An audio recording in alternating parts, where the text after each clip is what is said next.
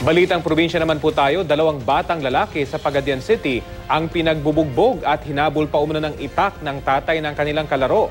Yan at iba pa sa mainit na balitang hatid ni Sherry Ann Torres.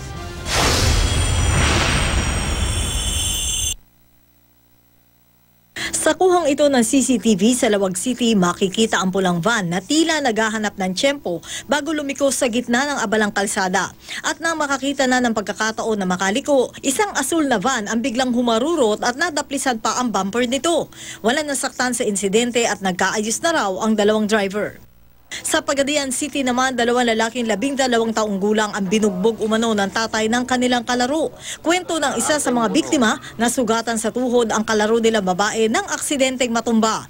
Pero nang ihatid nila ang nasugatang kalaro sa bahay, sila pa ang pinagbintangan ng kanyang tatay. Bukod sa sermon at pambubugbog, hinabol pa raw sila nito ng itak. Ako nabalintong sa bangko. Then gigukod mig sundang. Sa yung gimo? Hindagan ito sa basakan. Gigukod mi. Sabi naman ng ina na isa sa mga biktima, dati na niya nakaalitan ang pamilya ng suspect. Katong last Friday, sir, nagpikil mi sa iyang asawa. May nungod lang sa kurente nga tap, nasilot sila, ginomog ko nila, nadawat rin ito na ako. Pero nung kas akong anak nga, salara sa iyahang liyok sa iyang anak.